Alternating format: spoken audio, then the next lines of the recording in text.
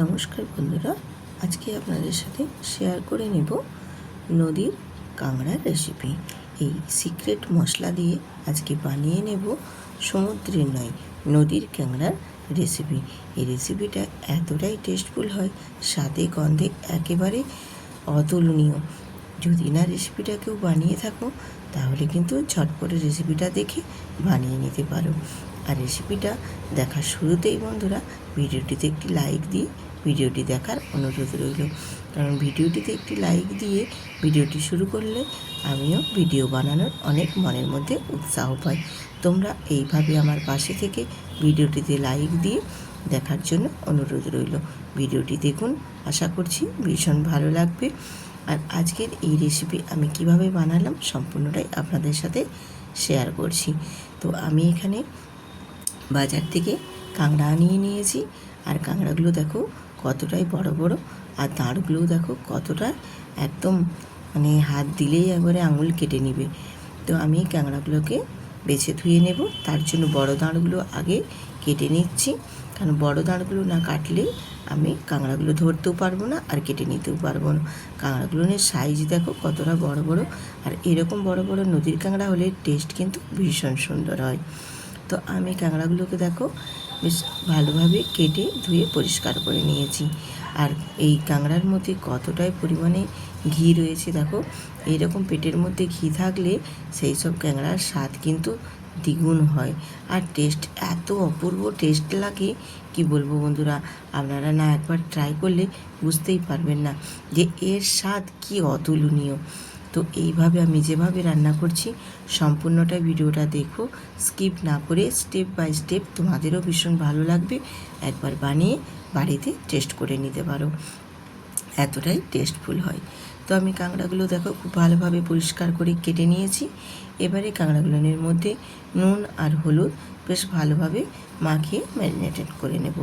আর marinate করে নিয়ে আমি এটা কিছুক্ষণ রেখে দেবো, যাতে করে নুন হলুদটা খুব ভালো মতো এর ভিতরে ঢুকতে পারে।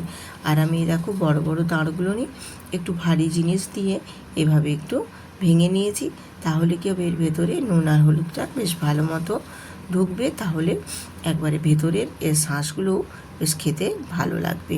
তো এইভাবে আমি সমস্তটাই নুন হলুদ মাখিয়ে ভালোভাবে রেডি করে নিয়েছি। এবারে আমি এগুলোকে একটু রেস্টে রেখে দেব।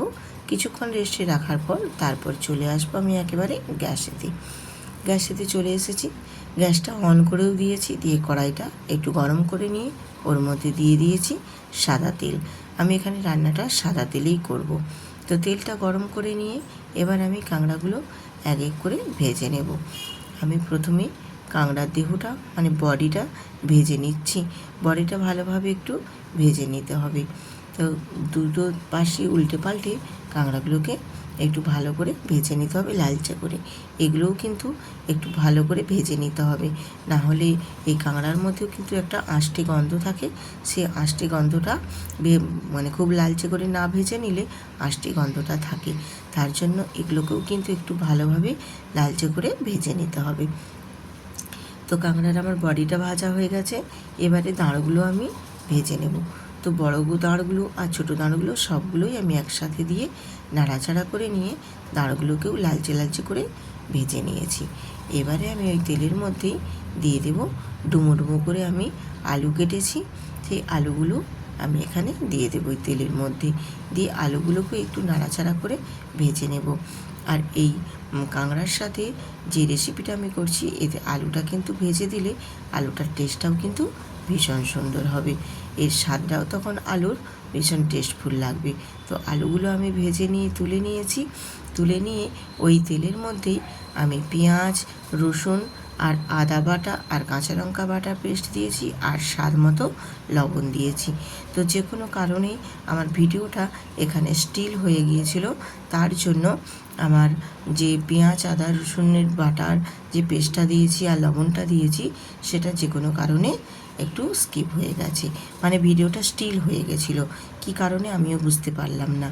তো মশলাটা বেশ ভালো মতো কষিয়ে নিয়ে এবার ওর মধ্যে আমি গুঁড়ো মশলা অ্যাড করে দিয়েছি। এখানে গুঁড়ো মশলা দিয়েছি জিরে গুঁড়ো, ধনে গুঁড়ো, কাশ্মীরি লঙ্কার গুঁড়ো আর হলুদ গুঁড়ো, আর অল্প একটু জল দিয়ে মশলাটা যাতে না পুড়ে যায় তার জন্য বেশ ভালো মতো একটু জল দিয়ে কষিয়ে নেব। তো মশলাটা এইভাবে একটু নাড়াচাড়া করে আমি কষিয়ে নিচ্ছি বেশ সুন্দর করে। আর লবণটা যেহেতু আমি আগে দিয়েছি, আর এখানে লবণ অ্যাড করব না। তো যে লবণটা দেওয়াটাও আমার স্কিপ হয়ে গেছে বন্ধুরা, আমি বলে দিলাম তোমাদের মুখে, তোমরা সেই মতো করে নিও। আর এবারে আমি এখানে দিয়ে দিলাম একটা টমেটো কুচি আর দুটো কাঁচা লঙ্কা দিয়েছি। তার কারণ এই কাঁচা লঙ্কাগুলো একটু বড় বড় ছিল, তার জন্য আমি দুটোই দিয়েছি, দু খণ্ড করে দিয়ে দিয়েছি। দিয়ে অল্প একটু আবারও জল দিয়ে মশলাটা বেশ ভালো মতো কষিয়ে নিয়েছি। আর মশলার গা থেকে তেলও ছেড়ে বেরিয়ে এসেছে। ঠিক এই পর্যায়ে আমি এখানে দিয়ে দিলাম ভেজে রাখা আলুগুলো।